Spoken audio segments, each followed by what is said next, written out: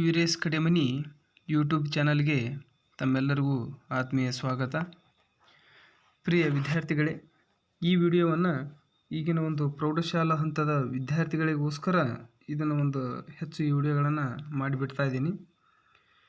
ಇಲ್ಲಿ ಮುಖ್ಯವಾಗಿ ನಿಮಗೆ ಮುಂದೆ ಬರುವತಕ್ಕಂಥ ಕಾಂಪಿಟೇಟಿವ್ ಎಕ್ಸಾಮ್ ಆಗಿರ್ಬೋದು ಅಥವಾ ಯಾವುದೇ ರೀತಿಯಾದಂತಹ ನೀವು CET ಇಂಥ ಪರೀಕ್ಷೆಗಳನ್ನು ಬರೀಬೇಕಾದಾಗ ಅಥವಾ ನೀವು ಯಾವುದಾದ್ರೂ ಕ್ವಿಜ್ ರಸಪ್ರಶ್ನೆ ಇಂತಹ ಕೆಲವೊಂದಿಷ್ಟು ಸ್ಪರ್ಧೆಗಳನ್ನು ಇಟ್ಟಂಥ ಸಂದರ್ಭದಲ್ಲಿ ನೀವು ಇವುಗಳನ್ನು ಏನು ಮಾಡ್ತೀರಪ್ಪ ಅಂದರೆ ಇಂತಹ ಒಂದು ವಿಚಾರಗಳನ್ನು ಪ್ರಚಲಿತವಾಗಿ ಸದ್ಯದಲ್ಲಿ ನಡೆಯುವತಕ್ಕಂಥ ಘಟನೆಗಳನ್ನು ನೀವು ತಿಳಿತಾ ಹೋದರೆ ಮುಂದೆ ನಿಮ್ಗೆ ಅನುಕೂಲ ಆಗುತ್ತೆ ಅದನ್ನು ಎದುರಿಸಲಿಕ್ಕೆ.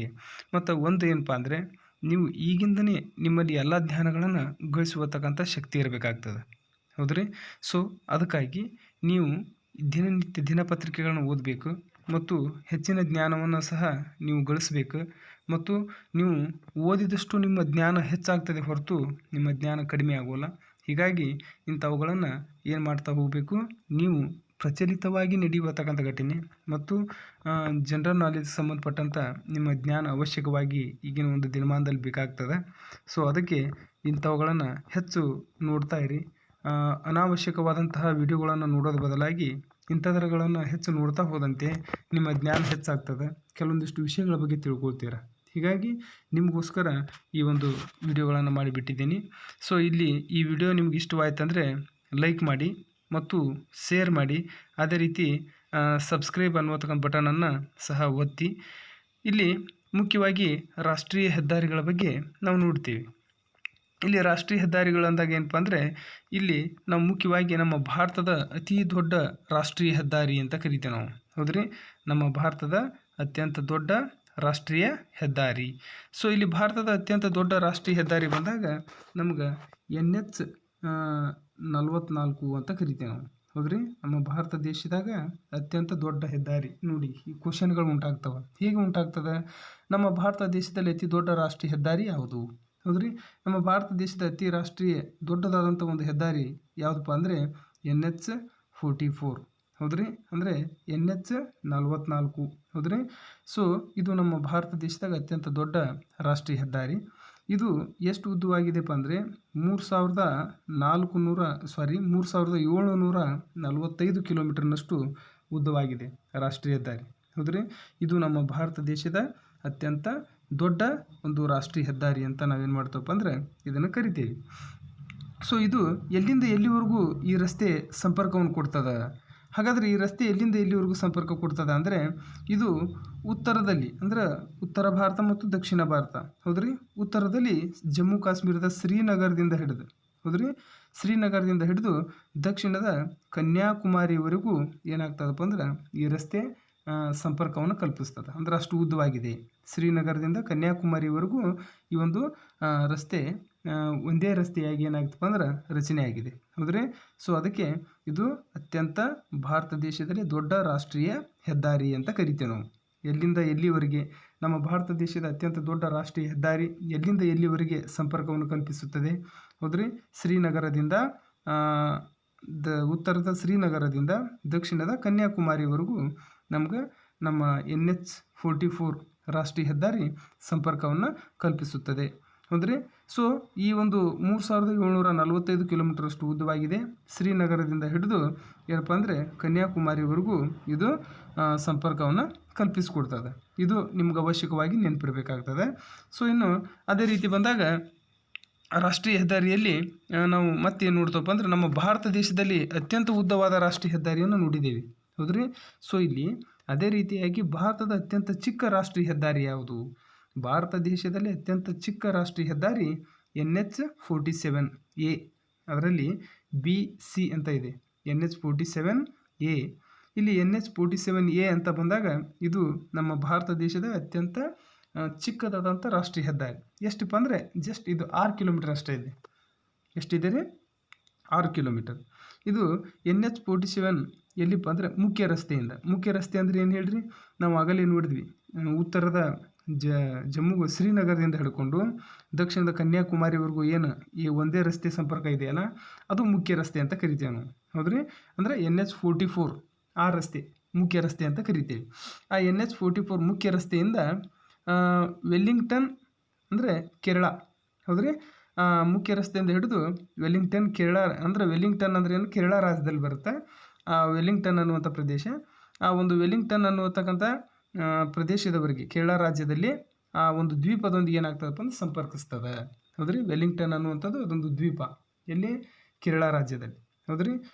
ಒಂದು ದ್ವೀಪ ಇರೋದ್ರಿಂದ, ದ್ವೀಪ ಅಂದರೆ ನಿಮ್ಗೆ ಗೊತ್ತಾಗ್ತದೆ, ಅದು ಈ ಒಂದು NH-44 ಮುಖ್ಯ ರಸ್ತೆಯಿಂದ ಹಿಡಿದು ಕೇರಳ ರಾಜ್ಯದ ವೆಲ್ಲಿಂಗ್ಟನ್ ದ್ವೀಪದವರೆಗೂ ಏನಾಗ್ತದಪ್ಪ ಅಂದ್ರೆ ಸಂಪರ್ಕವನ್ನು ಕಲ್ಪಿಸ್ತದೆ. ಅದಕ್ಕೆ ಇಲ್ಲಿ ಕ್ವಶನ್ ನೆನ್ಪಿಟ್ಕೊಳ್ರಿ, ಭಾರತದ ಅತ್ಯಂತ ಉದ್ದವಾದಂತಹ ರಾಷ್ಟ್ರೀಯ ಹೆದ್ದಾರಿ NH-44 ಮತ್ತು ಭಾರತದ ಅತಿ ಚಿಕ್ಕ ರಾಷ್ಟ್ರೀಯ ಹೆದ್ದಾರಿ NH-47A.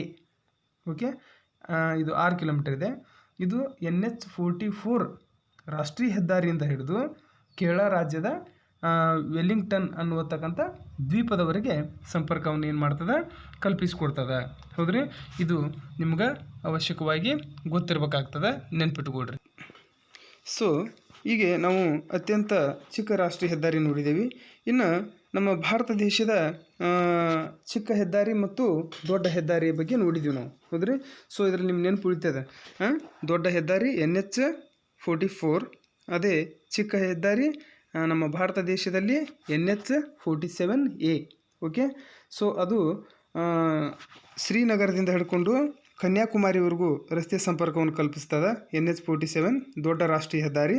ಅದೇ ರೀತಿ NH-47A ಏನಾಗ್ತದೆ, ಮುಖ್ಯ ರಸ್ತೆ NH-44 ಮುಖ್ಯ ರಸ್ತೆಯಿಂದ ಹಿಡಿದು ವೆಲ್ಲಿಂಗ್ಟನ್, ಕೇರಳ ರಾಜ್ಯದ ವೆಲ್ಲಿಂಗ್ಟನ್ ಅನ್ನುವತಕ್ಕಂಥ ದ್ವೀಪದವರೆಗೆ ಸಂಪರ್ಕ ಕಲ್ಪಿಸ್ತದೆ. ಹಾಗೆ ನಮ್ಮ ಕರ್ನಾಟಕದ ಬಗ್ಗೆ ನೋಡಿದಾಗ, ಕರ್ನಾಟಕದ ಅತಿ ದೊಡ್ಡ ರಾಷ್ಟ್ರೀಯ ಹೆದ್ದಾರಿ ಅಂತ ಕರಿತೀವಿ. ಕರ್ನಾಟಕದ ಅತಿ ದೊಡ್ಡ ರಾಷ್ಟ್ರೀಯ ಹೆದ್ದಾರಿ NH-13, ಹೌದ್ರಿ. ಈಗ ಅದರ ಹೊಸ ಹೆಸರಿದೆ, ಏನ್ರಿ, NH-50 ಅಂತ ಕರೀತಾರೆ. ಇದು ನಿಮ್ಗೆ ಗೊತ್ತಿರಬೇಕು. NH-30 ರಾಷ್ಟ್ರೀಯ ಹೆದ್ದಾರಿಯ ಮತ್ತೊಂದು ಹೊಸ ಹೆಸರೇನು, ಹೊಸದಾಗಿ ಏನಂತ ನಾಮಕರಣ ಮಾಡಿದ್ದಾರೆ ಅದಕ್ಕಂದ್ರೆ NH-50 ಅನ್ನುವತಕ್ಕಂಥದ್ದನ್ನು ಅದಕ್ಕೆ ನಾಮಕರಣ ಮಾಡಿದ್ದಾರೆ. ಅಂದ್ರೆ ಆ ರಾಷ್ಟ್ರೀಯ ಹೆದ್ದಾರಿಗೆ ಕರ್ನಾಟಕದ ಅತ್ಯಂತ ದೊಡ್ಡ ರಾಷ್ಟ್ರೀಯ ಹೆದ್ದಾರಿ ಅದು, ಹೌದ್ರಿ. ಸೊ ಈ ಕರ್ನಾಟಕದ ಅತ್ಯಂತ ದೊಡ್ಡ ರಾಷ್ಟ್ರೀಯ ಹೆದ್ದಾರಿ ಇದನ್ನು NH-13 ಅಂತ ಕರಿತಿದ್ರು. ಈಗ ನೂತನವಾಗಿ ಏನಂತ ಕರೀತಾರಪ್ಪ ಅಂದ್ರೆ NH-50 ಅಂತ ಕರೀತಾರೆ ಅದು, ಹೌದ್ರಿ. ಇದು ಕರ್ನಾಟಕದ ಅತಿ ದೊಡ್ಡ ರಾಷ್ಟ್ರೀಯ ಹೆದ್ದಾರಿ NH-13, ಹೌದ್ರಿ. ನ್ಯಾಷನಲ್ ಹೈವೇ, ಹೌದ್ರಿ, 13ನೇದು. ಸೊ ಇದಕ್ಕೆ ಮೊದಲಿದ್ದಂಥ ಹೆಸರು ಈಗ ನೂತನವಾಗಿ ಏನು ಮಾಡಿದ್ದಾರೆ, NH-50 ಅಂತಂದು ಕರೀತಾರೆ ಅದನ್ನು. ಇದು 715 ಕಿಲೋಮೀಟರ್ನಷ್ಟು ಏನಾಗಿದೆಪ್ಪ ಅಂದ್ರೆ ಉದ್ದವಾಗಿದೆ, ಹೌದ್ರಿ, ನಮ್ಮ ಕರ್ನಾಟಕದಲ್ಲಿರುವಂಥ ರಾಷ್ಟ್ರೀಯ ಹೆದ್ದಾರಿ. ಸೊ ಇದು ಎಲ್ಲೆಲ್ಲಿ ಅಂತಪ್ಪ ಅಂದ್ರೆ ಇದು ಸೋಲಾಪುರ್, ವಿಜಯಪುರ, ಇಳಕಲ್, ಹೊಸಪೇಟೆ, ಚಿತ್ರದುರ್ಗ, ಶಿವಮೊಗ್ಗ, ಮಂಗಳೂರು ಮತ್ತು ಮೂಡುಬಿದಿರೆವರೆಗೂ ಏನಾಗ್ತದಪ್ಪ ಅಂದ್ರೆ ಸಂಪರ್ಕವನ್ನು ಕಲ್ಪಿಸಿಕೊಡ್ತದೆ. ಇದು ಯಾವುದು, ನಮ್ಮ ಕರ್ನಾಟಕದ ದೊಡ್ಡ ರಾಷ್ಟ್ರೀಯ ಹೆದ್ದಾರಿ, ಅಂದರೆ NH-50 ಈಗಿನ ಹೆಸರು, NH-13 ಮೊದಲು. ಈಗ ಅದನ್ನು ನೂತನವಾಗಿ ಹೊಸ ನಾಮಕರಣ ಮಾಡಿದ್ದಾರೆ NH-50 ಅಂತಂದು, ಅದನ್ನು ನೆನ್ಪಿಟ್ಕೊಳ್ರಿ. ಇದು ನಿಮ್ಗೆ ಈಗಿನ ಒಂದು ಸ್ಪರ್ಧಾತ್ಮಕ ಪರೀಕ್ಷೆಯಲ್ಲಿ ಅಥವಾ ನಿಮ್ಮ ಜ್ಞಾನ ಮಟ್ಟಕ್ಕೆ ಇದು ಅವಶ್ಯಕವಾಗಿರಬೇಕಾಗ್ತದೆ. ಯಾಕೆಂದರೆ ಈಗಿನ ವಿದ್ಯಾರ್ಥಿಗಳು ಮುಂದೆ ಉನ್ನತವಾದಂತಹ ಕಾಂಪಿಟೇಟಿವ್ ಪರೀಕ್ಷೆಗಳನ್ನು ಬರಿತಾ ಇರ್ತೀರಿ. ಈಗಿಂದ ನೀವು ಅಧ್ಯಯನ ಮಾಡೋದ್ರಿಂದ ಹೆಂಗೆ, ಯಾವ ರೀತಿ ಒಂದು ಜನರಲ್ ಸಾಮಾನ್ಯ ಜ್ಞಾನ ಪ್ರಶ್ನೆಗಳು ಬರ್ತಾವೆ ಅನ್ನೋದಕ್ಕೆ ಸಂಬಂಧಪಟ್ಟಂಗೆ ನಿಮ್ಗೆ ಈಸಿ ಆಗ್ತದೆ. ಇನ್ನು ಕರ್ನಾಟಕದ ನಮ್ಮ ದೊಡ್ಡ ರಾಷ್ಟ್ರೀಯ ಹೆದ್ದಾರಿ ನೋಡಿದ್ವಿ, ಹೌದ್ರಿ, NH-50 ನ್ಯಾಷನಲ್ ಹೈವೇ 50. ಇನ್ನು ಅದೇ ರೀತಿ ಕರ್ನಾಟಕದ ಚಿಕ್ಕ ರಾಷ್ಟ್ರೀಯ ಹೆದ್ದಾರಿ ಬಗ್ಗೆ ನೋಡ್ತಾ ನಾವು. ಇಲ್ಲಿ ಕರ್ನಾಟಕದ ಅತಿ ಚಿಕ್ಕ ರಾಷ್ಟ್ರೀಯ ಹೆದ್ದಾರಿ ಯಾವ್ದಪ್ಪ ಅಂದ್ರೆ NH-57 ಅಂತ ಕರಿತೇವೆ ನಾವು. ಯಾವುದಂತವ್ರಿ, NH-57. ಇದು 27 ಕಿಲೋಮೀಟರ್ದಷ್ಟು ಉದ್ದ ಇದೆ, ನೆನ್ಪಿಟ್ಕೊಡ್ರಿ. ಕರ್ನಾಟಕದ ಚಿಕ್ಕ ರಾಷ್ಟ್ರೀಯ ಹೆದ್ದಾರಿ NH-57. ಇದು ಎಷ್ಟು ಕಿಲೋಮೀಟರ್ ಉದ್ದವಾಗಿದೆ, 27 ಕಿಲೋಮೀಟರ್ನಷ್ಟು ಉದ್ದ ಇದೆ. ಇದು ಯಾವ್ಯಾವ ಒಂದು ಪ್ರದೇಶಕ್ಕೆ ಸಂಪರ್ಕವನ್ನು ಕಲ್ಪಿಸ್ತದೆ ಅಂದರೆ ಯಾವ್ಯಾವ ಪ್ರದೇಶದ ಮೇಲೆ ಈ ರಸ್ತೆ ಹಾದು ಹೋಗ್ತದೆ NH-57, ಹೌದ್ರಿ. ಚಾಮರಾಜನಗರದಿಂದ ಹಿಡ್ಕೊಂಡು ಗುಂಡ್ಲುಪೇಟೆ ಮೇಲೆ ಹಾದು ಹೋಗ್ತದೆ, ಎಲ್ರಿ. ಕರ್ನಾಟಕದ ಚಾಮರಾಜನಗರದಿಂದ ಹಿಡ್ಕೊಂಡು ಗುಂಡ್ಲುಪೇಟೆ ಮೇಲೆ ಈ ರಸ್ತೆ ಹಾದು ಹೋಗ್ತದೆ, ನೆನ್ಪಿಟ್ಕೊಳ್ರಿ. NH-57 ಇವು ನಮ್ಮ ದೇಶದಲ್ಲಿರುವತಕ್ಕಂಥ ಒಂದು ರಾಷ್ಟ್ರೀಯ ಹೆದ್ದಾರಿಗಳು. ಇದನ್ನು ಹಿಂದೆ ಒಂದು ಪರೀಕ್ಷೆಯಲ್ಲಿ ಕೇಳಿದ್ರು, ಏನಪ್ಪ ಅಂದರೆ ಇಲ್ಲಿರುವತಕ್ಕಂಥ ಕಪ್, ಹೌದ್ರಿ, ಇಲ್ಲಿರುವತಕ್ಕಂಥ ಕಪ್ ಇದು ಯಾವ ಒಂದು ಟೂರ್ನಾಮೆಂಟಿಗೆ ಅಂದರೆ ಯಾವ ಒಂದು ಆಟದಲ್ಲಿ ಇದು ಯಾವ ಆಟದಲ್ಲಿ ಬಳಸ್ತಾರೆ ಮತ್ತು ಇದು ಯಾವ ಕಪ್ ಆಗಿದೆ, ಇದರ ಹೆಸರೇನು ಈ ಕಪ್ಪಿಂದು? ಹೌದ್ರಿ, ಇದು ಫುಟ್ಬಾಲ್ಗೆ ಸಂಬಂಧಪಡ್ತದ. ಇದು ಫಿಫಾ ಕಪ್ ಅಂತ ಕರೀತಾರೆ. ಇದನ್ನು ಏನಂತ ಕರೀತಾರೆ? FIFA cup. ಹೌದ್ರಿ, ಫಿಫಾ ಕಪ್ ಅಂತ ಕರೀತಾರೆ. ಇದನ್ನು ನೆನ್ಪಿಟ್ಕೊಡ್ರಿ. ಈ ಫಿಫಾ ಕಪ್ ಇದನ್ನು ಚಿತ್ರವನ್ನು ಕೊಟ್ಟು ಕೇಳ್ತಾರೆ. ಏನಂತ ಕೇಳ್ತಾರೆ ಅಂದರೆ, ಇದು ಯಾವ ಕಪ್ ಆಗಿದೆ, ಇದನ್ನ ಯಾವ ಆಟದಲ್ಲಿ ಬಳಸ್ತಾರೆ? ಹೌದ್ರಿ, ಇದು ಫುಟ್ಬಾಲ್ ಮತ್ತು ಇದರ ಹೆಸರು ಏನಪ್ಪ ಅಂದ್ರೆ ಫಿಫಾ ಕಪ್ ಅಂತ ಕರಿತೇವೆ ನಾವು. ಹೌದ್ರಿ, ಸೊ ಈಗಿನ ಒಂದು ಫಿಫಾ ಕಪ್ ಏನಾಗ್ತಾಯಿದೆಪ್ಪ ಅಂದರೆ ಉರುಗ್ವೆ ನಗರದಲ್ಲಿ ಏನಾಗ್ತದಪ್ಪ ಅಂದ್ರೆ ಇದನ್ನು ಫಿಫಾ ಒಂದು ಟೂರ್ನಾಮೆಂಟನ್ನು ಈ ಒಂದು ಫಿಫಾ ಕಪ್ ಆಟವನ್ನು ಈ ಸಲ 2023ಕ್ಕೆ ಹೌದ್ರಿ 23ರಿಂದ 2030ರವರೆಗೆ ಏನು ಮಾಡ್ತಾರಪ್ಪ ಅಂದ್ರೆ ಈ ಒಂದು ಕಪ್ಪಿನ ಒಂದು ಆಟವನ್ನು ನಡೆಸ್ಲಾ ಇದ್ದಾರೆ. ಇದ್ರಿ ಯಾವ ನಗರದಲ್ಲಿ? ಉರುಗ್ವೆ ನಗರದಲ್ಲಿ.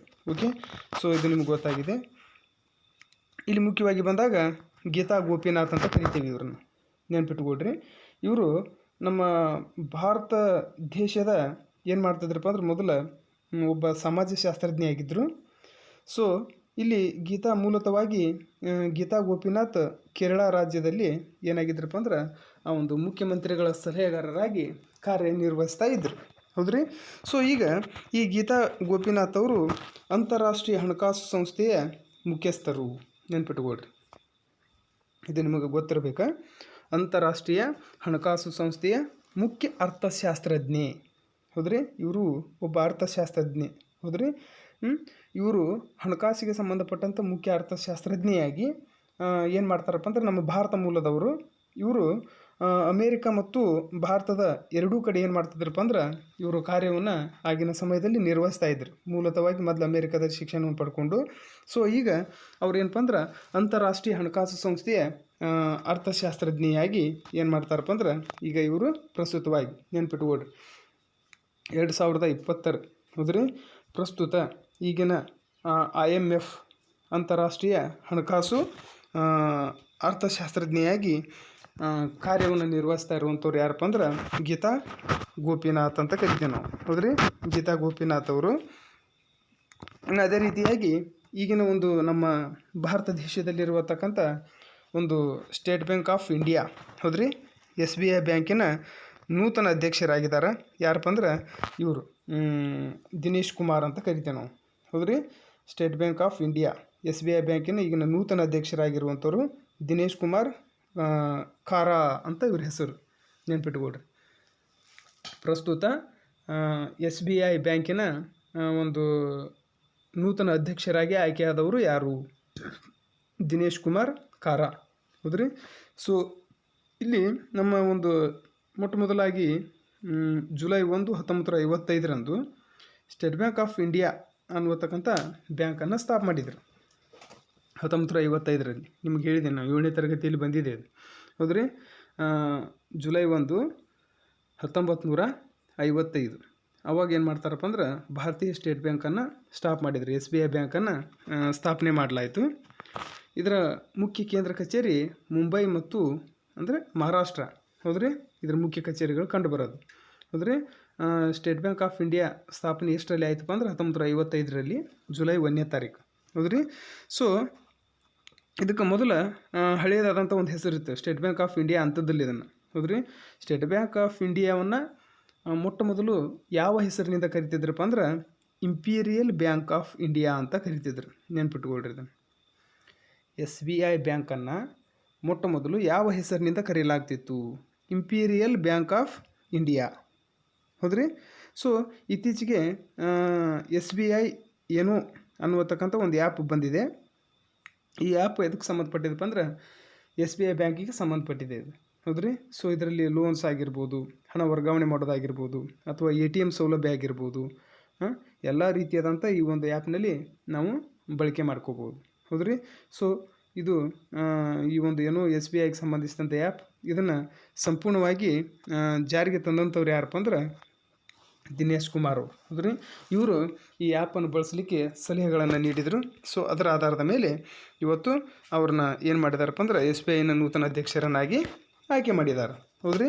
ಸೊ ಇನ್ನು ಇದು ನಿಮಗೆ ಗೊತ್ತಿರಬೇಕಾದಂಥದ್ದು ಏನಪ್ಪ ಅಂದರೆ ತುರ್ತು ಸೇವೆಗಳ ಅಂದರೆ ಅತ್ಯಂತ ಒಂದು ತುರ್ತು ಪರಿಸ್ಥಿತಿ ಇದ್ದಂಥ ಸಂದರ್ಭದಲ್ಲಿ ಸಾಧನೆಗಾಗಿ ಸರ್ಕಾರ ಕಾಯಕಲ್ಪ ಪ್ರಶಸ್ತಿಯನ್ನು 3 ಆಸ್ಪತ್ರೆಗೆ ನೀಡಿದೆ.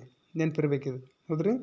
ತುರ್ತು ಸೇವೆಗಳನ್ನು ಗುರುತಿಸಿ ಅತಿ ವೇಗವಾಗಿ ತುರ್ತು ಪರಿಸ್ಥಿತಿಯಲ್ಲಿ ಏನು ಮಾಡ್ತಾರಪ್ಪ ಅಂದ್ರೆ ತುರ್ತು ಪರಿಸ್ಥಿತಿ ಇರುವಂಥ ಸಂದರ್ಭದಲ್ಲಿ ಚಿಕಿತ್ಸೆಯಲ್ಲಿ ಉಚಿತವಾಗಿ ಅತಿ ಉನ್ನತವಾದಂಥ ಸ್ಥಾನವನ್ನು ಉತ್ತಮವಾದಂಥ ಚಿಕಿತ್ಸೆಯನ್ನು ನೀಡಬೇಕನ್ನುವಂಥ ಸಲುವಾಗಿ 3 ಆಸ್ಪತ್ರೆಗಳನ್ನು ಆಯ್ಕೆ ಮಾಡಿದೆ ಸರ್ಕಾರ.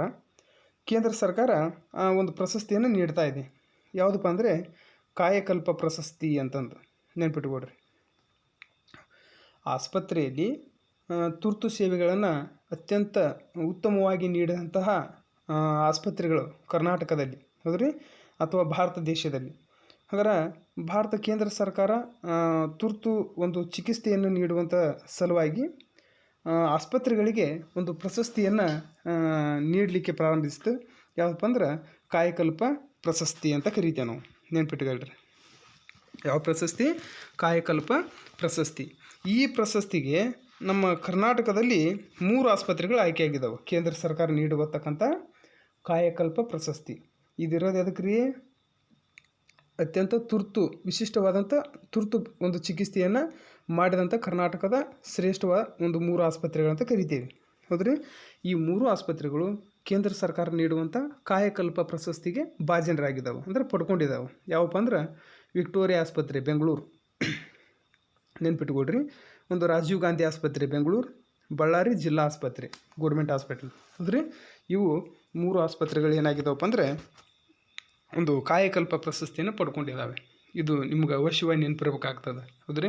ಇದನ್ನು ನಿಮ್ಗೆ ಒಂದು ಜನರಲ್ ನಾಲೆಜ್ನಲ್ಲಿ ಏನು ಮಾಡ್ತಾರಪ್ಪ ಅಂದ್ರೆ ಕೇಳ್ತಾರೆ ಇದನ್ನು ಹೌದ್ರಿ.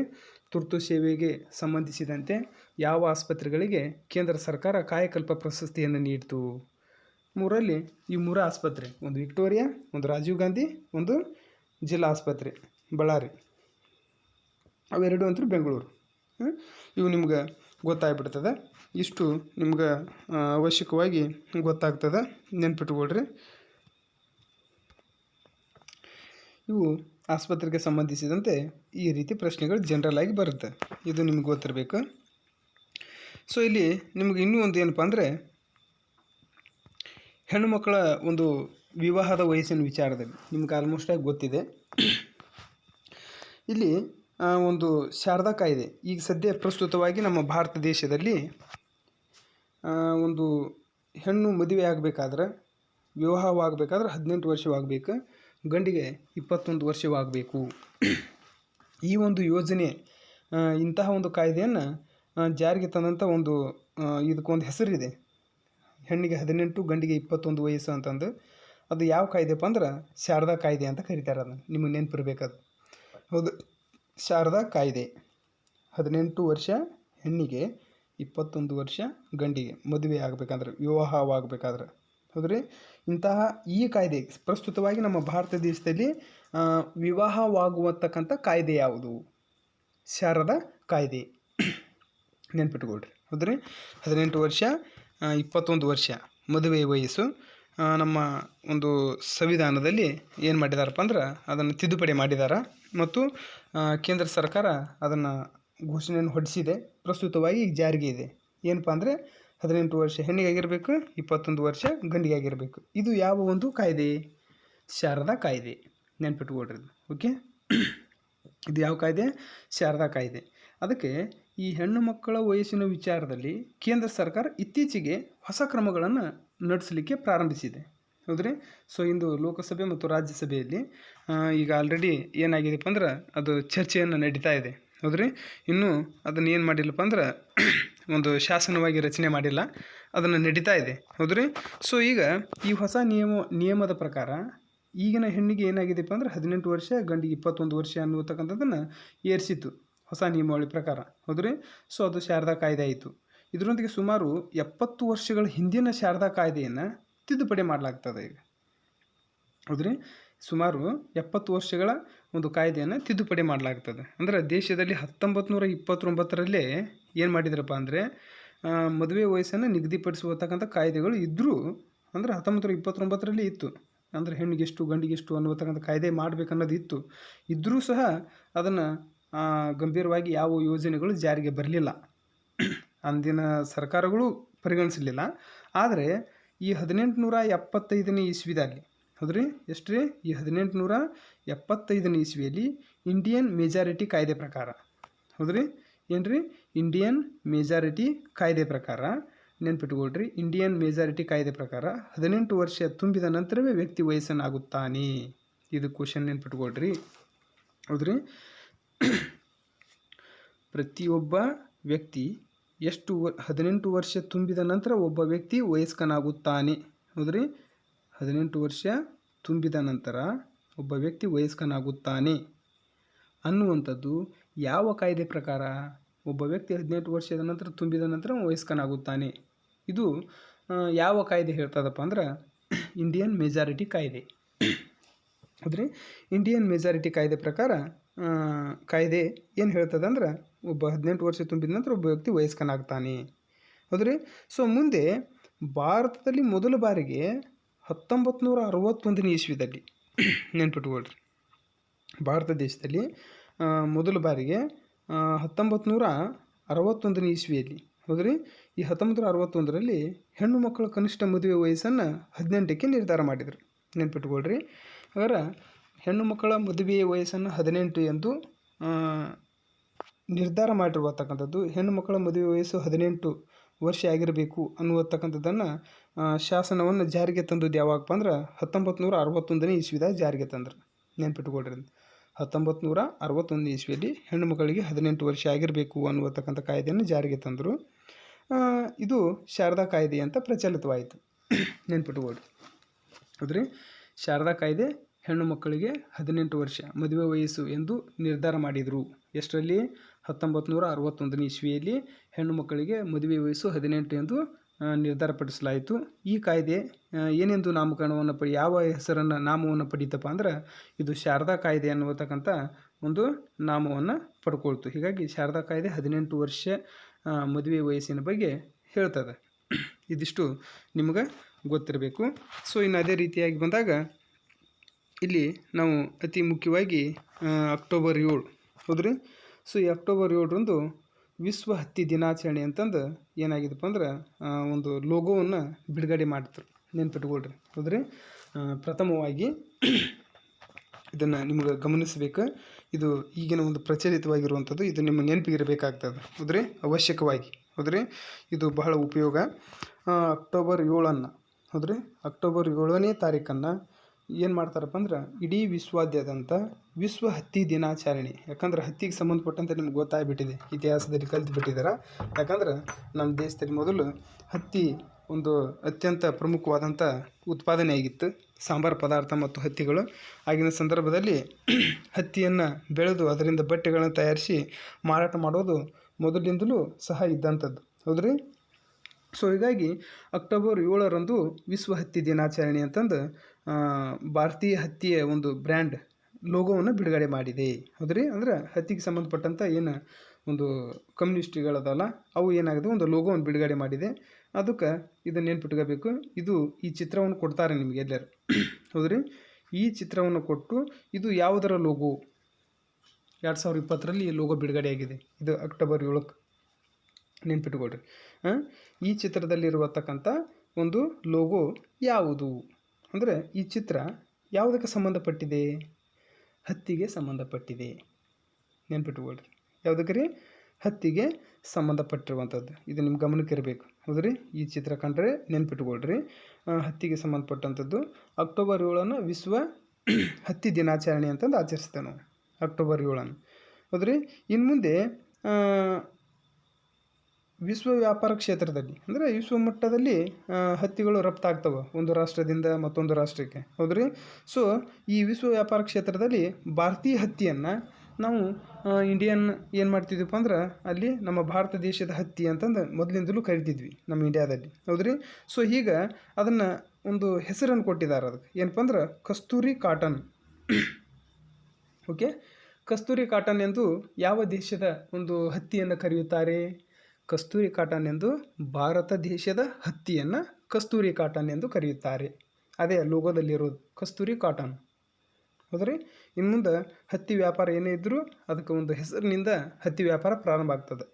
ಏನಪ್ಪ ಅಂದ್ರೆ ಕಸ್ತೂರಿ ಕಾಟನ್ ಅಂತಂದು ಕರೀತಾರೆ. ಇದು ನಿಮ್ಮ ನೆನಪಿರ್ಬೇಕು. ಹೌದ್ರಿ, ಸೊ ಇವತ್ತು ನಮ್ಮ ಭಾರತ ದೇಶ ಹತ್ತಿ ಉತ್ಪಾದನೆಯಲ್ಲಿ 2ನೇ ಸ್ಥಾನದಲ್ಲಿದೆ. ಹೌದೇ, ವಿಶ್ವದಲ್ಲಿ ಅತಿ ಹೆಚ್ಚು ಏನಪ್ಪ ಅಂದ್ರೆ ಹತ್ತಿ ಉತ್ಪಾದನೆ ಮಾಡೋದರಲ್ಲಿ ನಮ್ಮ ಭಾರತ ದೇಶ ಎಷ್ಟನೇ ಸ್ಥಾನದಲ್ಲಿದೆ? 2ನೇ ಸ್ಥಾನದಲ್ಲಿ ನಮ್ಮ ಭಾರತ ದೇಶವಿದೆ. ಇದು ನೆನ್ಪಿಟ್ಕೊಳ್ರಿ. ಹತ್ತಿ ಉತ್ಪಾದನೆ ನಮ್ಮ ಭಾರತ ದೇಶ ಎಷ್ಟನೇ ಸ್ಥಾನದಲ್ಲಿದೆ? 2ನೇ ಸ್ಥಾನ. ನಮ್ಮ ಭಾರತ ದೇಶದ ಹತ್ತಿಯನ್ನು ಯಾವ ಹೆಸರಿನಿಂದ ಕರೆಯುತ್ತಾರೆ? ಕಸ್ತೂರಿ ಕಾಟನ್. ಹೌದ್ರಿ, ಸೊ ಹಾಗಾದರೆ ಕಸ್ತೂರಿ ಕಾಟನ್ ಎಂಬ ಒಂದು ಎಲೆ 3 ದಳ ಎಲೆ ಇರುವತಕ್ಕಂತಹ ಒಂದು ಚಿತ್ರವನ್ನು, ಲೋಗೋವನ್ನು 2020ರಲ್ಲಿ ಬಿಡುಗಡೆ ಮಾಡಿದರು. ಎಷ್ಟಪ್ಪ ಅಂದ್ರೆ ಅದನ್ನು ಹತ್ತಿ ದಿನಾಚರಣೆ ಅಂತಂದು ಯಾವಾಗ ಕರಿತೀವಪ್ಪ ಅಂದ್ರೆ ಅಲ್ಲಿ ವಿಶ್ವ ಹತ್ತಿ ದಿನಾಚರಣೆ ಎಂದು ಅಕ್ಟೋಬರ್ 7 ವಿಶ್ವ ಹತ್ತಿ ದಿನಾಚರಣೆ ಅಂತ ಕರಿತೇವೆ. ಓಕೆ, ಇದು ನಿಮ್ಗೆ ನೆನಪಿರ್ಬೇಕು. ಮತ್ತು ಈಗಿನ ಒಂದು ಪ್ರಸ್ತುತವಾಗಿ ಅಂದ್ರೆ 2020ರಲ್ಲಿ ಒಂದು ಜವಳಿ ಸಚಿವರು, ಜವಳಿ ಅಂದ್ರೆ ಹತ್ತಿ ಖಾತೆಗೆ ಸಂಬಂಧಪಟ್ಟದ್ದು, ಬಟ್ಟೆ, ಹೌದ್ರಿ, ಇವಾಗ ಜವಳಿ ಅಂತ ಕರಿತೀವಿ ನಾವು. ಇಲ್ಲಿ ಪ್ರಸ್ತುತ ಜವಳಿ ಸಚಿವರು ಯಾರದಾರಪ್ಪ ಅಂದ್ರೆ ಸ್ಮೃತಿ ಇರಾನಿ. ಹೌದ್ರಿ, ಸ್ಮೃತಿ ಇರಾನಿ ನಮ್ಮ ಒಂದು ಭಾರತ ದೇಶದ ಕೇಂದ್ರ ಸರ್ಕಾರದ ಒಂದು ಕೇಂದ್ರ ಜವಳಿ ಸಚಿವರು. ನೆನ್ಪಿಟ್ಕರ್ರಿ, ಇದು ನಿಮ್ಗೆ ಗೊತ್ತಿರಬೇಕು. ಓಕೆ, ಸೊ ಇದು ಏನಪ್ಪ ಅಂದ್ರೆ ನಾವು ಮುಖ್ಯವಾಗಿರುವತಕ್ಕಂಥದ್ದು ನೋಡಿದ್ದು ಇಷ್ಟು ನೆನ್ಪಿಡ್ರಿ. ಆಗಲೇ ಹೇಳಿದೆ ಗೀತಾ ಗೋಪಿನಾಥನ್. ಹೌದ್ರಿ, IMF ಅಂತಾರಾಷ್ಟ್ರೀಯ ಹಣಕಾಸು ನಿಧಿ. ಹೌದ್ರಿ, ಅಂತಾರಾಷ್ಟ್ರೀಯ ಹಣಕಾಸು ನಿಧಿ ಅದರ ಒಂದು ಅರ್ಥಶಾಸ್ತ್ರಜ್ಞೆ.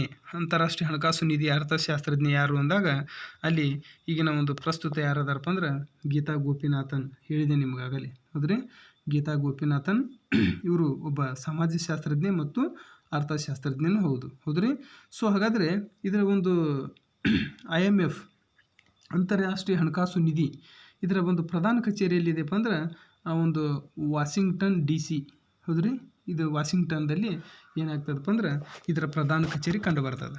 ಅಂತಾರಾಷ್ಟ್ರೀಯ ಹಣಕಾಸು ಇದನ್ನು ಮನೆ ಕೇಳಿದ್ದಾರೆ ಏನು ಪೊಲೀಸ್ ಪರೀಕ್ಷೆಯಲ್ಲಿ. ಹೌದ್ರಿ, 24ನೇ ತಾರೀಕು ಮೊನ್ನೆ ತಿಂಗಳಲ್ಲಿ ರವಿವಾರ ದಿನ ಒಂದು ಪೊಲೀಸ್ ಪರೀಕ್ಷೆ ಇತ್ತು. ಆ ಪೊಲೀಸ್ ಪರೀಕ್ಷೆಯಲ್ಲಿ ಕೇಳಿದ್ದಾರೆ ಇದನ್ನು. ಹೌದ್ರಿ, ಅಂತಾರಾಷ್ಟ್ರೀಯ ಈಗಿನ IMF ನಿಧಿಯ, ಹೌದ್ರಿ, ಅವರು ಅಂತಾರಾಷ್ಟ್ರೀಯ ಹಣಕಾಸು ನಿಧಿ ಅಂತ ಕೇಳಿಲ್ರಿ. IMF ನಿಧಿಯ ಈಗಿನ ಪ್ರಸ್ತುತ ಅರ್ಥಶಾಸ್ತ್ರಜ್ಞ ಯಾರು ಅಂತ ಕೇಳಿದ್ದಾರೆ ಅದರ. ಹೌದ್ರಿ, ಮತ್ತು ಇದು ನಿಮ್ಮ ನೆನಪಿರಬೇಕು. ಓಕೆ, ಇದು ಕೇಳ್ತಿರ್ತಾರೆ. ವಾಷಿಂಗ್ಟನ್ DCಯಲ್ಲಿ ಇದರ ಪ್ರಧಾನ ಕಚೇರಿ. ಈಗಿನ ಒಂದು ಪ್ರಸ್ತುತ ಅಂತಾರಾಷ್ಟ್ರೀಯ ಒಂದು ಹಣಕಾಸು ನಿಧಿ, ಒಂದು ಅಂತಾರಾಷ್ಟ್ರೀಯ ಹಣಕಾಸು ನಿಧಿ ಏನಪ್ಪ ಅಂದ್ರೆ ಒಂದು ಅರ್ಥಶಾಸ್ತ್ರಜ್ಞ ಯಾರದಾರಪ್ಪ ಅಂದ್ರೆ ಗೀತಾ ಗೋಪಿನಾಥನ್ ಅವರು ಅರ್ಥಶಾಸ್ತ್ರಜ್ಞರು ಇದ್ದಾರೆ. ಸೊ ಈ ಒಂದು ಅಂತಾರಾಷ್ಟ್ರೀಯ ಹಣಕಾಸು ನಿಧಿಗೆ ಒಟ್ಟು ಎಷ್ಟು ದೇಶಗಳು ಸದಸ್ಯತ್ವವನ್ನು ಪಡ್ಕೊಂಡವಪ್ಪ ಅಂದ್ರೆ 189 ದೇಶಗಳದಾವು. ನೆನ್ಪಿಟ್ಕೊಳ್ರಿ, ಅಂತಾರಾಷ್ಟ್ರೀಯ ಹಣಕಾಸು ನಿಧಿ IMF. ಹೌದ್ರಿ, ಇಲ್ಲಿ ಎಷ್ಟು ದೇಶಗಳು ಸದಸ್ಯತ್ವವನ್ನು ಪಡ್ಕೊಂಡವು, ಎಷ್ಟು ದೇಶಗಳು ಇದರಲ್ಲಿ ಒಂದು ಸಹಿ ಹಾಕಿದವು, ಇದರಲ್ಲಿ ಎಷ್ಟು ಸದಸ್ಯತ್ವ ರಾಷ್ಟ್ರಗಳದಾವಪ್ಪ ಅಂದ್ರೆ 189 ರಾಷ್ಟ್ರಗಳು ಏನದವಪ್ಪ ಅಂದ್ರೆ ಸದಸ್ಯತ್ವವನ್ನು ಪಡೆದವು. ಹೌದ್ರಿ, ಇದರ ಪೋಷಕ ಸಂಸ್ಥೆ ಅಂದ್ರೆ ಈ ಅಂತಾರಾಷ್ಟ್ರೀಯ ಹಣಕಾಸು ನಿಧಿಯನ್ನು ರಕ್ಷಿಸೋರು ಯಾರಪ್ಪ ಅಂದ್ರೆ ವಿಶ್ವಸಂಸ್ಥೆ ರಕ್ಷಿಸ್ತಾರೆ. ನೆನ್ಪಿಟ್ಕೊಳ್ರಿ. ಓಕೆ, ಅಂತಾರಾಷ್ಟ್ರೀಯ ಹಣಕಾಸು ಸಂಸ್ಥೆಯನ್ನು ರಕ್ಷಿಸುವುದು ಯಾರ ಜವಾಬ್ದಾರಿಪ್ಪ ಅಂದ್ರೆ ವಿಶ್ವಸಂಸ್ಥೆ ಜವಾಬ್ದಾರಿ. ಹೌದ್ರಿ, ಅದು ವಿಶ್ವಸಂಸ್ಥೆಯ ಒಂದು ಕೈ ಕೆಳಗೆ ಏನಾಗ್ತದಪ್ಪ ಅಂದ್ರೆ IMF ಅಂತಾರಾಷ್ಟ್ರೀಯ ಹಣಕಾಸು ನಿಧಿ ಏನಾಗ್ತದಪ್ಪ ಅಂದ್ರೆ ಕಾರ್ಯವನ್ನು ನಿರ್ವಹಿಸ್ತದೆ ವಿಶ್ವಸಂಸ್ಥೆಯ ಒಂದು ಕೈ ಕೆಳಗೆ, ಮತ್ತು ಅದು ವಿಶ್ವಸಂಸ್ಥೆಯ ಒಂದು ಅಂಗ. ಮತ್ತು ಇಲ್ಲಿ ಅಂತಾರಾಷ್ಟ್ರೀಯ ಹಣಕಾಸು ನಿಧಿಗೆ ಸಂಬಂಧಪಟ್ಟಂತೆ ಇದನ್ನು ರಕ್ಷಿಸುವಂಥ ಸಂಪೂರ್ಣ ಜವಾಬ್ದಾರಿ ವಿಶ್ವಸಂಸ್ಥೆಗಿದೆ. 189 ರಾಷ್ಟ್ರಗಳು ಇದರ ಸದಸ್ಯತ್ವದವು. ಪ್ರಸ್ತುತ ಅದರ ಅರ್ಥಶಾಸ್ತ್ರಜ್ಞರು ಯಾರದಾರಪ್ಪ ಅಂದ್ರೆ ಗೀತಾ ಗೋಪಿನಾಥನ್, ಮತ್ತು ಅದರ ವ್ಯವಸ್ಥಾಪಕ ನಿರ್ದೇಶಕರು ಯಾವ್ದಾರಪ್ಪ ಅಂದ್ರೆ ಕ್ರಿಸ್ಟಲಿನಾ ಜಾರ್ಜಿವಾ. ಅದರ ಒಂದು ನಿರ್ದೇಶಕರು ಅರ್ಥಶಾಸ್ತ್ರಜ್ಞರಾಗಿ ಗೀತಾ ಗೋಪಿನಾಥನ್ ಇದ್ದಾರೆ. ಇದನ್ನಾಗಲೇ ಹೇಳಿದೆ ನಿಮಗೆ. ಇನ್ನು ಅದೇ ರೀತಿ ಚಿತ್ರವನ್ನು ನೋಡಿದ ತಕ್ಷಣ ಹೇಳ್ತೇವೆ ನಾವು ಯಾರಪ್ಪ ಅಂದ್ರೆ SL ಭೈರಪ್ಪ. ಹೌದ್ರಿ, ನಮ್ಮ ಕನ್ನಡದ ಒಬ್ಬ ಖ್ಯಾತ ಒಬ್ಬ ಕವಿ, ಸಾಹಿತಿ ಮತ್ತು ಕಾದಂಬರಿಗಾರರು ಅಂತಲೂ ಕರಿತೀವಿ ನಾವು. ಯಾರನ್ನ? ಎಸ್.ಎಲ್. ಭೈರಪ್ಪ ಅವರನ್ನು. ಇವರು ಇತ್ತೀಚೆಗೆ ಒಂದು ಬರೆದಂತಹ ಒಂದು ಏನಪ್ಪ ಅಂದ್ರೆ ಇತ್ತೀಚೆಗೆ ಇದು ಏನಪ್ಪ ಅಂದರೆ ಅನುವಾದ ಮಾಡಿದ್ದಿದ್ದು ಇವ್ರದ್ದು. ಸೊ ಇವರು ಬರೆದಂಥ ಕಾದಂಬರಿ ಅಂಚು ಕನ್ನಡದಲ್ಲಿತ್ತು. ಸೊ ಇದನ್ನು ಯಾವ ಭಾಷೆಗೆ? ಆಂಗ್ಲ ಭಾಷೆಗೆ ಅನುವಾದಗೊಂಡಿದೆ. ಅನುವಾದ ಅಂದ್ರೇನು? ಅದನ್ನು ಅದ್ರಾಗ ಏನಿದೆಯೋ ಅದನ್ನು ಇಂಗ್ಲೀಷ್ನಲ್ಲಿ ಏನು ಮಾಡಿದಾರಪ್ಪ ಅಂದ್ರೆ ಬರೆದಿದ್ದಾರೆ. ಹೌದ್ರಿ? ಸೊ ಅಂತಾರಾಷ್ಟ್ರೀಯ ಹಣಕಾಸು ನಿಧಿಗೆ ಸಂಬಂಧಪಟ್ಟಂತೆ ಹೇಳಿದೆ ನಿಮಗೆ. ಸೊ ನೆನ್ಪಿಟ್ಕೊಳ್ರಿ, ಕನ್ನಡದ ಒಬ್ಬ ಪ್ರಸಿದ್ಧ ಸಾಹಿತಿಯಾದಂಥ ಎಸ್.ಎಲ್. ಭೈರಪ್ಪನವರು ಬರೆದಂತಹ ಅಂಚು ಅನ್ನುವಂಥ ಕನ್ನಡದ ಕಾದಂಬರಿಯನ್ನು ಇಂಗ್ಲೀಷ್ ಭಾಷೆಗೆ ಏನಾಗಿದೆಪ್ಪ ಅಂದ್ರೆ ಭಾಷಾಂತರಗೊಂಡಿದೆ. ಅಂದರೆ ಇಂಗ್ಲೀಷ್ ಭಾಷೆಯಲ್ಲಿ ಬರೆದಿದ್ದಾರೆ. ಆದರೆ ಎಸ್.ಎಲ್. ಭೈರಪ್ಪನವರೇ ಬರೆದಿಲ್ಲ. ಅದನ್ನು ಬರೆದವ್ರು ಯಾರಪ್ಪ ಅಂದ್ರೆ ಆರ್ ರಂಗನಾಥ್. ನೆನ್ಪಿಟ್ಕೋರಿ, ಯಾರು? ಆರ್ ರಂಗನಾಥ್. ಹೌದ್ರಿ? ಇವರು ಅದನ್ನು ಅಂಚು ಅಂತ ಹೆಸರು ಕೊಟ್ಟಿಲ್ಲ. ಅದಕ್ಕೆ ಏನು ಕೊಟ್ಟಾರಪ್ಪ ಅಂದ್ರೆ ಬ್ರಿಂಕ್ ಅಂತಂದು ಏನಾಗಿದ್ದಾರೆ, ಅದಕ್ಕೊಂದು ಹೆಸರಿನಲ್ಲಿ ಅದನ್ನು ಬರೆದಿದ್ದಾರೆ. ಏನಂತ ಬರೆದಿದ್ದಾರೆ?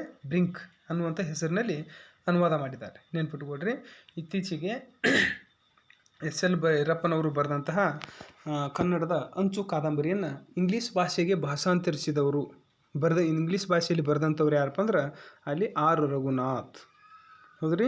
ಸೊ ಅವರು ಇಂಗ್ಲೀಷ್ ಭಾಷೆಯಲ್ಲಿ ಯಾವ ಹೆಸರಿನ ಮೂಲಕ ಆ ಕಾದಂಬರಿಯನ್ನು ಬರೆದ್ರು? ಅಲ್ಲಿ ಕನ್ನಡದಲ್ಲಿ ಅಂಚು ಅಂತ ಇತ್ತಂದ್ರೆ ಇವರು ರಂಗನಾಥ್ರವರು ಬ್ರಿಂಕ್ ಅನ್ನುವಂಥ ಹೆಸರಿನಲ್ಲಿ ಆ ಕಾದಂಬರಿಯನ್ನು ಅನುವಾದ ಮಾಡಿದ್ದಾರೆ, ಬರೆದಿದ್ದಾರೆ. ಹೌದ್ರಿ? ಈಗಿನ ಪ್ರಸ್ತುತವಾಗಿರೋದು ಇದು ನಿಮಗೆ ಗೊತ್ತಿರಬೇಕಾಗ್ತದೆ. ಹೌದ್ರಿ? ಎಸ್.ಎಲ್. ಭೈರಪ್ಪರವರ ಅಂಚು ಕಾದಂಬರಿಯನ್ನು ಇಂಗ್ಲೀಷ್ ಭಾಷೆಗೆ ಭಾಷಾಂತರಿಸಿದವರು ಯಾರು? ಆರ್ ರಂಗನಾಥ್. ಹೌದ್ರಿ? ಸೊ ಆರ್ ರಂಗನಾಥ್ ಅವರು ಅಂಚು ಕಾದಂಬರಿಯನ್ನು ಯಾವ ಹೆಸರಿನಲ್ಲಿ ಅನುವಾದಿಸಿದರು, ಭಾಷಾಂತರ ಮಾಡಿದರು? ಬ್ರಿಂಕ್ ಅನ್ನುವಂಥ ಹೆಸರಿನಲ್ಲಿ. ಯಾವ ಭಾಷೆಗೆ ಅನುವಾದ ಮಾಡಿದರು? ಆಂಗ್ಲ ಭಾಷೆಯಲ್ಲಿ. ಅದು ನೆನ್ಪಿಡಬೇಕು, ಇಷ್ಟು ಗೊತ್ತಾಗ್ತದೆ ನಿಮಗೆ. ಸೊ ಇಲ್ಲಿ ನಿಮ್ಗೆ ಹೇಳಿದ್ದೇನಾಗಲೇ, ಅಂತಾರಾಷ್ಟ್ರೀಯ ಮಾರುಕಟ್ಟೆಯಲ್ಲಿ ಹೆಚ್ಚು ಬೇಡಿಕೆ ಇರುವತಕ್ಕಂಥದ್ದು ಹತ್ತಿ ನಮ್ಮ ಭಾರತ ದೇಶದಲ್ಲಿ ಇವತ್ತು ಬೆಳೀತಾ ಇದ್ದಾರೆ. ಸೊ ಹೀಗಾಗಿ ಅದಕ್ಕೆ ಅಂತಾರಾಷ್ಟ್ರೀಯ ಮಾರುಕಟ್ಟೆಯಲ್ಲಿ ಹೆಚ್ಚಿಗೆ ಬೇಡಿಕೆ ಇರುವತಕ್ಕಂಥ ಭಾರತದ ಹತ್ತಿಗೆ ಇವತ್ತಿನ ಒಂದು ಹೆಚ್ಚಿನ ಬೇಡಿಕೆ ಇದೆ. ಎಲ್ಲ ರಾಷ್ಟ್ರಗಳು ನಮ್ಮ ದೇಶದ ಹತ್ತಿಯನ್ನು ಏನು ಮಾಡ್ತಾವಪ್ಪ ಅಂದ್ರೆ ಆಮದು ಮಾಡ್ಕೊಳ್ತಾವೆ. ಅಂದರೆ ನಾವು ರಫ್ತು ಮಾಡ್ತೀವಿ, ಅವರು ಆಮದು ಮಾಡ್ಕೊಳ್ತಾರೆ. ಹೌದ್ರಿ? ಸೊ ಹೀಗಾಗಿ ಭಾರತದಲ್ಲಿ ಬೆಳೆಯತಕ್ಕಂಥ ಒಂದು ಹತ್ತಿ ಬ್ರ್ಯಾಂಡ್, ಅದಕ್ಕೆ ಒಂದು ಹೆಸರು ಇಟ್ಟಿದ್ದಾರೆ, ಕಸ್ತೂರಿ ಕಾಟನ್ ಅಂತಂದು. ಅದನ್ನು ನಿಮ್ಗೆ ಆಗಲೇ ವಿವರಿಸಿದ್ದೀನಿ. ಸೊ ಈ ಚಿತ್ರದಲ್ಲಿ ಇರುವತಕ್ಕಂಥ ನೋಡ್ರಿ, ಇವರು ಭಾರತೀಯ ವಾಯುಪಡೆಯ ಅಂದ್ರೆ ಹೇಳಿದೆ ನಾವು, ರಕ್ಷಣಾ ಪಡೆಗಳು, ಭೂಸೇನೆ, ವಾಯುಸೇನೆ, ನೌಕಾಸೇನೆ. ಹೌದ್ರಿ? ಸೊ ಇವರು ವಾಯುಸೇನೆಯಲ್ಲಿ ನಮ್ಮ ಭಾರತದ ವಾಯುಪಡೆಯ ಯುದ್ಧ ವಿಮಾನದ ಅಂದ್ರೆ ಯುದ್ಧ ವಿಮಾನಗಳು ಏನು ಬರ್ತಾವಲ್ಲ, ಯುದ್ಧ ಮಾಡಲಿಕ್ಕೆ ಬಳಸುವಂಥ ವಾಯುಪಡೆಯಲ್ಲಿ ಆ ಯುದ್ಧ ವಿಮಾನದ ಪೈಲಟಾಗಿ, ಹೌದ್ರಿ, ಪೈಲಟಾಗಿ ಆಯ್ಕೆಯಾದಂಥ ನಮ್ಮ ಭಾರತ ದೇಶದ ದಕ್ಷಿಣ ಭಾರತದ, ನೆನ್ಪಿಟ್ಕೊಳ್ರಿ, ಭಾರತ ದೇಶದಲ್ಲ, ದಕ್ಷಿಣ ಭಾರತದ ಮೊದಲ ಮಹಿಳೆ, ಅದು ಕರ್ನಾಟಕದವರು. ನೆನ್ಪಿಟ್ಕೊಳ್ರಿ. ಹೌದ್ರಿ? ಕರ್ನಾಟಕದಲ್ಲಿ ವಾಯುಸೇನೆಯಲ್ಲಿ ಪೈಲಟಾಗಿ ಕಾರ್ಯನಿರ್ವಹಿಸಿದಂಥ ಕರ್ನಾಟಕದ ಮೊಟ್ಟ ಮೊದಲ ಮಹಿಳೆ ಯಾರು ಅಂದಾಗ ಅಲ್ಲಿ ಎಂ.ಆರ್. ಮೇಘನಾ ಶಾನುಭೋಗ್. ಎಂ.ಆರ್. ಮೇಘನಾ ಶಾನುಭೋಗ್. ಮತ್ತು ದಕ್ಷಿಣ ಭಾರತದ ಮೊದಲ ಪೈಲಟಾಗಿ ಆಯ್ಕೆಯಾದಂಥವ್ರು ಯಾರಪ್ಪ ಅಂದ್ರೆ ಎಂ.ಆರ್. ಮೇಘನಾ ಶಾನುಭೋಗ್. ಹೌದ್ರಿ? ಎರಡೂ ಬರ್ತದೆ. ಇದನ್ನು ನೆನ್ಪಿಟ್ಕೋಬೇಕು. ಇದು ಇತ್ತೀಚೆಗೆ ಒಂದು ಬಂದಂತಹ ಒಂದು ವಿಷಯ, ನೆನಪಿರ್ಬೇಕು ನಿಮಗೆ. ಹೌದ್ರಿ? ನಮ್ಮ ದಕ್ಷಿಣ ಭಾರತದಲ್ಲಿ ಮೊಟ್ಟ ಮೊದಲ ಮಹಿಳಾ ಪೈಲಟ್ ಯಾರಪ್ಪ ಅಂದ್ರೆ ಎಂ.ಆರ್. ಮೇಘನಾ ಶಾನುಭೋಗ್. ಹೌದ್ರಿ? ಸೊ ಅದೇ ರೀತಿ ಇದು ನಮ್ಮ ಎಲ್ಲಿಯವರಪ್ಪ ಅಂದ್ರೆ ಕರ್ನಾಟಕದವರು. ಹೌದ್ರಿ? ಸೊ ಇಂದು ಅಕ್ಟೋಬರ್ 9 ನಮ್ಮ ಭಾರತದ ಮೊಟ್ಟ ಮೊದಲು ಏನಪ್ಪ ಅಂದ್ರೆ, ಈಗೆಲ್ಲ ನಮ್ಮ ಫೋನ್ ಅಂತರ್ಜಾಲದ ಪರಿಣಾಮವಾಗಿ ನಾವು ಹೆಚ್ಚು ಅಂಚೆ ಸೌಲಭ್ಯಗಳನ್ನು ಪಡೆಯೋದಿಲ್ಲ, ಕಡಿಮೆ. ಆದರೆ ಸ್ವತಂತ್ರ ಭಾರತದಲ್ಲಿ ಮೊಟ್ಟ ಮೊದಲು ಒಬ್ಬರಿಂದ ಒಬ್ಬರಿಗೆ ಸಂದೇಶಗಳನ್ನು ಸಾಗಿಸಬೇಕಾದ್ರೆ ಅಂಚೆ ವ್ಯವಸ್ಥೆನೇ ನಮಗೆ ಏನಾಗಿತ್ತಪ್ಪ ಅಂದ್ರೆ ಆವಾಗ ಮೊದಲು ಕಾರ್ಯನಿರ್ವಹಿಸ್ತಾ ಇತ್ತು. ಸೊ ಆದರೆ ಇಲ್ಲಿ ಭಾರತದ ಮೊಟ್ಟ ಮೊದಲ ಪೋಸ್ಟ್ ಮತ್ತು ಟೆಲಿಗ್ರಾಫ್ ವಿಭಾಗದ ನಿರ್ದೇಶಕರಾಗಿದ್ದಂಥವ್ರು ಯಾರು? ನಮ್ಮ ಭಾರತ ದೇಶದಲ್ಲಿ ಮೊಟ್ಟ ಮೊದಲು ಪೋಸ್ಟ್ ಮಾಡೋದಾಗಲಿ ಅಥವಾ ಟೆಲಿಗ್ರಾಮ್ ಕಳಿಸೋದಾಗಲಿ ಇಂಥವುಗಳನ್ನು ಮಾಡುವತಕ್ಕಂಥ ಮೊಟ್ಟ ಮೊದಲು ನಿರ್ದೇಶಕರಾಗಿದ್ದಂಥವ್ರು ಯಾರು ಅಂದ್ರೆ ನಮ್ಮ ಕರ್ನಾಟಕದವರೇ ಅವರು. ಯಾರಪ್ಪ ಅಂದ್ರೆ ಗುರುನಾಥ್ ವೆಂಕಟೇಶ್ ಬೇವೂರು. ಹೌದ್ರಿ, GV ಬೇವೂರು ಅಂತ ಕರಿತೇವೆ ನಾವು. ನೆನ್ಪಿಟ್ಕೊಳ್ರಿ. ಸ್ವತಂತ್ರ ಭಾರತದ ಮೊಟ್ಟ ಮೊದಲ ಪೋಸ್ಟ್ ಟೆಲಿಗ್ರಾಫ್ ನಿರ್ದೇಶಕರಾದಂಥವರು ನಮ್ಮ ಕರ್ನಾಟಕದ ಗುರುನಾಥ್ ವೆಂಕಟೇಶ್ ಬೇವೂರು. ಹೌದ್ರಿ, ಇದು ನಿಮಗೆ ಗೊತ್ತಿರಬೇಕು. ಸೊ ಇನ್ನು ಅದೇ ರೀತಿ ಬಂದಾಗ ನಾವು ಇದು ಇತ್ತೀಚಿನ ಇನ್ನು ಲೂಯಿಸ್ ಗ್ಲುಕ್ಸ್. ಹೌದ್ರಿ, ಈ ಲೂಯಿಸ್ ಗ್ಲುಕ್ಸ್ ಅನ್ನುವತಕ್ಕಂಥ ಅಮೇರಿಕ ದೇಶದ ಒಬ್ಬ ಶ್ರೇಷ್ಠ ಕವಿ ಇತ್ರಿ. ಹೌದ್ರಿ, ಸಾಹಿತಿ, ಮಹಿಳಾ ಸಾಹಿತಿ. ಇವರಿಗೆ ಒಂದು 2020ನೇ ಸಾಲಿನ ನೊಬೆಲ್ ಪ್ರಶಸ್ತಿಯನ್ನು ನೀಡಿದೆ. ಯಾಕಂದ್ರೆ ಇದು ಅತ್ಯಂತ ಪ್ರತಿಷ್ಠಿತವಾದ ದೊಡ್ಡ ಪ್ರಶಸ್ತಿ. ಇದು ಒಂದು ಅಮೇರಿಕಾದ ಒಂದು ಕವಿಯಿತ್ರಿ ಆದಂಥ ಲೂಯಿಸ್ ಗ್ಲುಕ್ಸ್ ಇವರಿಗೆ ಸಾಹಿತ್ಯಕ್ಕೆ ಒಂದು ನೊಬೆಲ್ ಪ್ರಶಸ್ತಿ. ನೆನ್ಪಿಟ್ಕೊಳ್ರಿ. ಅಮೇರಿಕದ ಸಾಹಿತಿ, ಮಹಿಳಾ ಸಾಹಿತಿ ಒಂದು ನೊಬೆಲ್ ಪ್ರಶಸ್ತಿಯನ್ನು 2020ರಲ್ಲಿ ಪಡಿತಾರೆ. ಅವರು ಯಾರಪ್ಪ ಅಂದ್ರೆ ಲೂಯಿಸ್ ಗ್ಲುಕ್ಸ್. ಹೌದ್ರಿ, ಸೊ 2020ನೇ ಸಾಲಿನ ಸಾಹಿತ್ಯ ವಿಭಾಗಕ್ಕೆ ಸಂಬಂಧಪಟ್ಟಂಥ ಅಮೇರಿಕದ ಕವಿತ್ರಿ ಆದಂಥ ಲೂಯಿಸ್ ಗ್ಲುಕ್ಸ್ ರವರನ್ನು ಆಯ್ಕೆ ಮಾಡಿದ್ದಾರೆ. ಯಾವುದ್ರಿ, ಯಾವ ಒಂದು ಪ್ರಶಸ್ತಿಗೆ? ನೊಬೆಲ್ ಪ್ರಶಸ್ತಿಗೆ. ಹೌದ್ರಿ, ಒಂದು ಸ್ಟಾಕ್ ಹೋಮ್ ಸ್ವೀಡಿಶ್ ಅಕಾಡೆಮಿಯಲ್ಲಿ ಏನು ಮಾಡ್ತಾರಪ್ಪ ಅಂದರೆ ಇದನ್ನು ಘೋಷಣೆ ಮಾಡಿದ್ದಾರೆ. ನಿನ್ನೆ 2020ನೇ ಸಾಲಿನ ಸಾಹಿತ್ಯದಲ್ಲಿ ನೊಬೆಲ್ ಪ್ರಶಸ್ತಿಯನ್ನು ಒಂದು ಯಾರಪ್ಪ ಅಂದ್ರೆ ಲೂಯಿಸ್ ಗ್ಲುಕ್ಸ್ ಅವರನ್ನು ಆಯ್ಕೆ ಮಾಡಿದ್ದಾರೆ. ಹೌದ್ರಿ, ಸೊ ಇದು ಲೂಯಿಸ್ ಗ್ಲುಕ್ಸ್ ಅವರಿಗೆ ನೀಡಲಾಗ್ತದೆ. ಮತ್ತು ಇವರು ಮುಖ್ಯವಾಗಿ ಬಂದಾಗ ಇಲ್ಲಿ ಒಂದು ಇವರು ಬರೆದಂಥ ಕಾವ್ಯದಲ್ಲಿ ಎಂದೂ ನೊಬೆಲ್ ಆಯ್ಕೆ ಸಮಿತಿ ಹೇಳ್ತದೆ ಏನಪ್ಪ ಅಂದ್ರೆ ಅಲ್ಲಿ ಅವರ ನಿಷ್ಠುರವಾದ ಹಾಗೆ ಸ್ಪಷ್ಟವಾದ ಕಾವ್ಯಾತ್ಮಕಗಳನ್ನು ಧ್ವನಿಗಳ ಸಮೇತವಾಗಿ ಹೇಗೆ ಬಳಸಬೇಕು ಅನ್ನುವತಕ್ಕಂಥದ್ದನ್ನು ಸಂಬಂಧಿಸಿದಂತೆ ಅಲ್ಲಿ ಎದ್ದು ಕಾಣುವ ಮಟ್ಟಕ್ಕೆ. ಹಾಗಾದರೆ ಇಲ್ಲಿ ನೊಬೆಲ್ ಸಮಿತಿ ಇವರ ಹೆಸರನ್ನ ಈ ಸಲ ಆಯ್ಕೆ ಮಾಡಿದ್ದು 2020ನೇ ಸಾಲಿನ ಸಾಹಿತ್ಯ ಕ್ಷೇತ್ರಕ್ಕೆ ನೀಡಿದಂಥ ನೊಬೆಲ್ ಪ್ರಶಸ್ತಿ ಯಾವ ದೇಶಕ್ಕೆ ಹೋತು ಅಂದ್ರೆ ಅಮೇರಿಕದ ಕವಿತ್ರಿ ಆದಂಥ ಲೂಯಿಸ್ ಗ್ಲುಕ್ಸ್ಗೆ ನೀಡಲಾಗ್ತದೆ. ಮತ್ತು ಈ ಒಂದು ನೊಬೆಲ್ ಪ್ರಶಸ್ತಿ ಏನೇನು ಒಳಗೊಂಡಿದೆ? ನೊಬೆಲ್ ಪ್ರಶಸ್ತಿ ಎಷ್ಟು ಮೊತ್ತವನ್ನು ಹೊಂದಿದೆ? ನೆನ್ಪಿಟ್ಕೊಳ್ರಿ, ನೊಬೆಲ್ ಪ್ರಶಸ್ತಿ ಮೊತ್ತವೆಷ್ಟು? ಅಂದರೆ ನೊಬೆಲ್ ಪ್ರಶಸ್ತಿ ಚಿನ್ನದ ಪದಕ ಇರ್ತದೆ ಮತ್ತು 10 ಮಿಲಿಯನ್ ಸ್ವೀಡಿಶ್ ಕ್ರೋನಾ ಅಂದರೆ 8.22 ಕೋಟಿ ರೂಪಾಯಿ ಏನಾಗುತ್ತಪ್ಪ ಅಂದ್ರೆ ಪ್ರಶಸ್ತಿ ಮೊತ್ತ. ಹೌದ್ರಿ, ನೆನ್ಪಿಟ್ಕೊಳ್ರಿ, ಒಂದು ಚಿನ್ನದ ಪದಕ 8,22,00,000. ಹೌದ್ರಿ, ಒಂದು ಹಣವನ್ನು ಒಳಗೊಂಡಿರ್ತದೆ. ಯಾವುದ್ರಿ? ನೊಬೆಲ್ ಪ್ರಶಸ್ತಿ. ಅದರ ಮೊತ್ತ, ಆ ಪ್ರಶಸ್ತಿಯನ್ನು ಪಡ್ಕೊಂಡವ್ರಿಗೆ ಚಿನ್ನದ ಪದಕ ಮತ್ತು 8.22 ಕೋಟಿ ರೂಪಾಯಿಗಳನ್ನು ನೀಡ್ತಾರೆ. ಹೌದ್ರಿ, ಇನ್ನು ಇವರು ಬಂದಾಗ ಮೊಟ್ಟ ಮೊದಲು ಈ ಒಂದು ಗ್ಲುಕ್ಸ್ರವರು ಫಸ್ಟ್ ಬಾರ್ನ್ ಅನ್ನುವತಕ್ಕಂಥ ಕವನ ಸಂಕಲನವನ್ನು ಬರೆದರು 1968ರಲ್ಲಿ. ಮುಂದೆ ಅಲ್ಲಿ ಅಮೆರಿಕದ ಸಮಕಾಲೀನ ಸಾಹಿತ್ಯಕ್ಕೆ ಸಂಬಂಧಪಟ್ಟಂತೆ ಬರುತ್ತಾ ಹಂತವಾಗಿ 12 ಕವನ ಸಂಕಲನಗಳನ್ನು ಬರೆದರು. ಸೊ ಹೀಗೆ ಲೂಯಿಸ್ ಅವರ ಜನಪ್ರಿಯ ಕವನ ಸಂಕಲನ ದಿ ವೈಲ್ಡ್ ಐರಿಸ್. ನೆನ್ಪಿಟ್ಕೊಳ್ರಿ, ದಿ ವೈಲ್ಡ್ ಐರಿಸ್ 1997ರಲ್ಲಿ ಬರೀತಾರೆ. ಮತ್ತು ಇದೇ ಕವನ ಸಂಕಲನಕ್ಕೆ ಇವತ್ತು ಏನಾಗಿದೆಪ್ಪ ಅಂದ್ರೆ ಪುಲಿಟ್ಜರ್ ಪ್ರಶಸ್ತಿನೂ ಸಹ ಪಡ್ಕೊಂಡಿದ್ದಾರೆ. ಹೌದ್ರಿ, ಸೊ ಇದು ಒಂದು ಸಾಹಿತ್ಯ ಕ್ಷೇತ್ರಕ್ಕೆ ಅಮೇರಿಕ ಒಂದು ದೇಶಕ್ಕೆ ನೊಬೆಲ್ ಪ್ರಶಸ್ತಿ ಸಾಹಿತ್ಯ ಕ್ಷೇತ್ರಕ್ಕೆ ಹೋಗಿದೆ. ಹೌದ್ರಿ, ಸೊ ಇನ್ನು ಅದೇ ರೀತಿ ಬಂದಾಗ ಈ ಬ್ರಿಟನ್ ರಾಜಕುಮಾರ. ಹೌದ್ರಿ, ನೆನ್ಪಿಟ್ಕೊಳ್ರಿ, ಈ ಚಿತ್ರದಲ್ಲಿ ಇರೋರು ಯಾರಪ್ಪ ಅಂದ್ರೆ ಬ್ರಿಟನ್ ದೇಶದ ಒಂದು ರಾಜಕುಮಾರ. ಅಲ್ಲಿ ಇವರು ಒಂದು ಹೊಸ ಪ್ರಶಸ್ತಿಯನ್ನು ಏನು ಮಾಡ್ತಾರಪ್ಪ ಸ್ಥಾಪನೆ ಮಾಡ್ತಾ ಇದ್ದಾರೆ. ಇದು ಲಂಡನ್ ದೇಶದಲ್ಲಿ ಒಂದು ಸುದ್ದಿಗೋಷ್ಠಿಯಲ್ಲಿ ಆಗಿರುವಂಥದ್ದು. ಜಗತ್ತಿನಲ್ಲಿ ಪರಿಸರ ಸಮಸ್ಯೆಗಳನ್ನು ಬಗೆಹರಿಸುವ ಉದ್ದೇಶಕ್ಕೆ ಸಂಬಂಧಪಟ್ಟಂತೆ ಬ್ರಿಟನ್ ರಾಜಕುಮಾರ ಯಾರಪ್ಪ ಅಂದ್ರೆ ವಿಲಿಯಂ.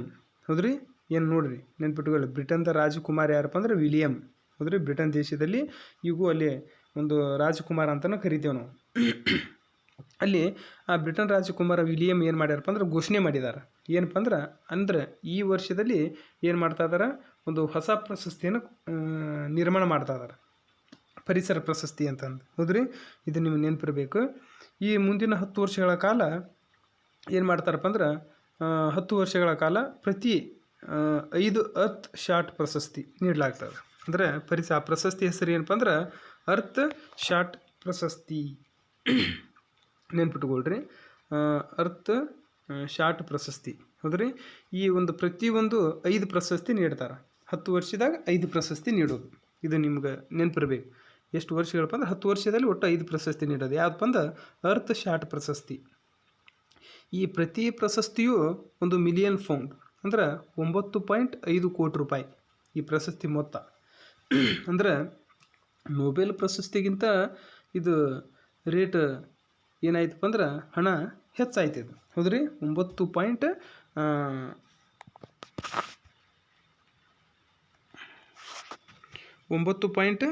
ಕೋಟಿ ರೂಪಾಯಿ ನಗದು ಬಹುಮಾನ ಹೊಂದಿರ್ತದೆ. ಇದು ನಿಮ್ಗೆ ನೆನಪಿರಲಿ. ಅಂದರೆ ಇದು ಯಾವ ಕ್ಷೇತ್ರಕ್ಕೆ ಬಂದ್ರೆ ಪರಿಸರವನ್ನು ಪರಿಸರಕ್ಕೆ ಸಂಬಂಧಪಟ್ಟಂತೆ ಈ ಪ್ರಶಸ್ತಿ ನೀಡ್ತಾ ಹೋಗ್ತಾರೆ. ನವಂಬರ್ 1ರಿಂದ ಇದನ್ನು ಜಾರಿಗೆ ಬರ್ತಾ ಇದೆ ಪ್ರಶಸ್ತಿ. ನವಂಬರ್ 1ರಿಂದ ಅದನ್ನು ಪ್ರಥಮ ವರ್ಷದ ಪ್ರಶಸ್ತಿ ವಿತರಣಾ ಸಭೆಯನ್ನು ಸಹ ನಡೆಸ್ತಾರೆ. ಹೌದ್ರಿ, ಮುಂದಿನ ವರ್ಷದಲ್ಲಿ ಈ ಪ್ರಶಸ್ತಿಯನ್ನು ಮುಂದಿನ ವರ್ಷದಲ್ಲಿ ಪ್ರಶಸ್ತಿಯನ್ನು ನೀಡ್ತಾರೆ. ಹೌದ್ರಿ, ಸೊ ಇಷ್ಟು ನಿಮ್ಗೆ ಹೇಳಿದ್ದೀನಿ. ಇದರಲ್ಲಿರುವತಕ್ಕಂಥ ವಿಡಿಯೋ ಲೈಕ್ ಆದರೆ ಕಾಮೆಂಟ್ ಮಾಡಿ ಮತ್ತು ಲೈಕ್ ಮಾಡಿ. ಅದೇ ರೀತಿಯಾಗಿ ಇದನ್ನು ನಾವು ಸಬ್ಸ್ಕ್ರೈಬ್ ಬಟನನ್ನು ಒತ್ತಿ ಅಂತ ಹೇಳಲಿಕ್ಕೆ ಇಷ್ಟಪಡ್ತೀನಿ.